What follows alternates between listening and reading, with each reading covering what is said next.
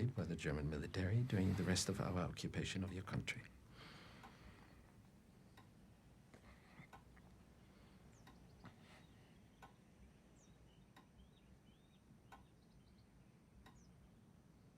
You're sheltering enemies of the state, are you not?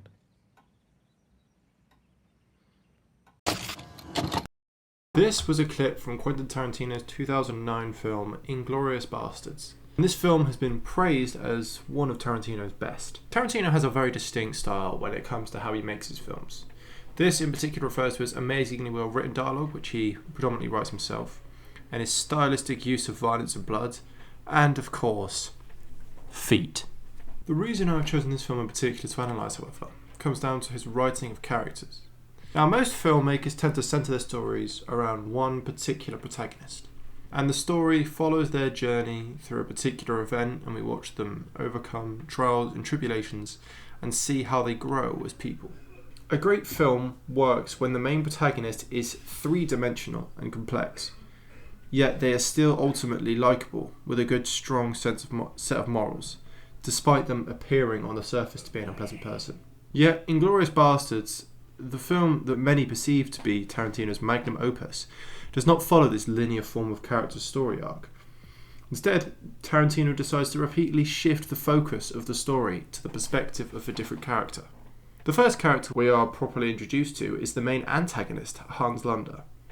Very few films have us meeting the villain before the hero, and even less of them do it where we don't even know who the hero is going to be. Hans is quickly established to be a vastly intelligent character, who has a way of manipulating anyone into getting his way. Then, after the opening scene, where we establish who Landa is, the focus shifts again to the character of Aldo Rain, who is established to be an American soldier that leads a guerrilla warfare group within Nazi-occupied territory called the Inglorious Basterds. Then later on in the movie, the focus shifts again to a French woman named Shoshana, who was the young woman we saw escape Landa in the beginning of the film. Shoshana is the closest that we get to an outright protagonist, as she is the only person who has any depth and moral conflict within the film.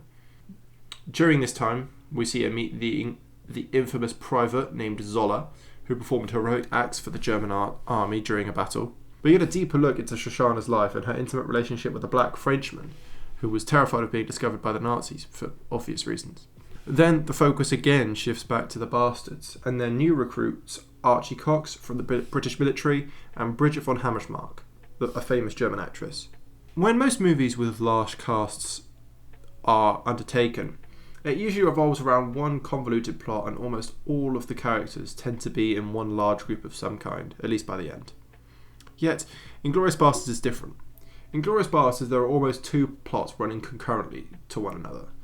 The first being the Basterds and their plot to kill Hitler and the Nazi higher-ups, and then Shoshana's plan to also kill the Nazis and Landa for revenge for her family's death.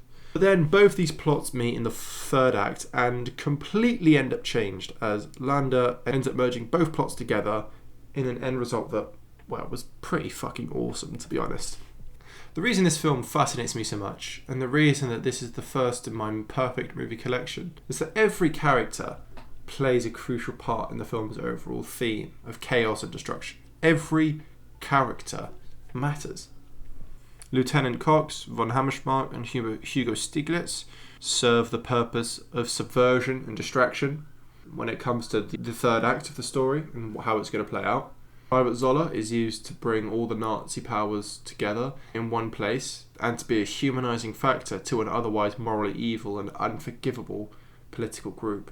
Aldo Rain and the Basterds, they serve the purpose of pushing the plot forwards the most to get to the point where the third act can take place.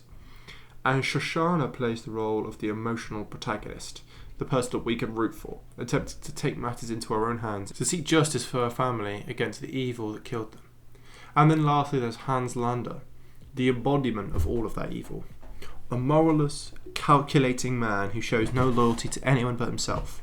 The evil that ultimately prevails in spite of all the good work of both the noble and less noble protagonists. He still prevails. That's the real theme of Inglorious Basterds. Evil.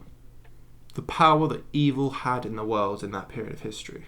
And despite the face of evil dying a satisfying death, the real evil, the one who really does the most damage to our characters, escapes relatively unscathed Despite a dead friend and a painful scar on his forehead, he still won.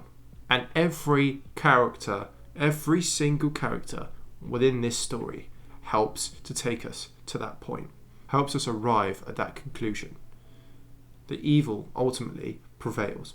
And that reason, that beautiful amalgamation of characters coming together to tell the ultimate story, is why Inglorious Basterds is a perfect movie.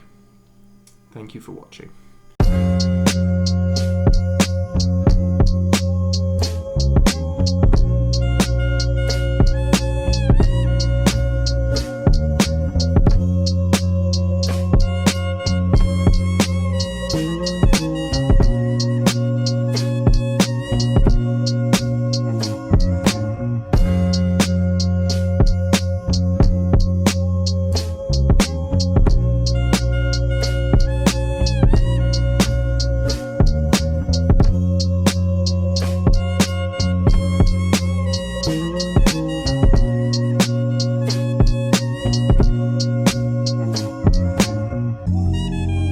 Caralho, Answer.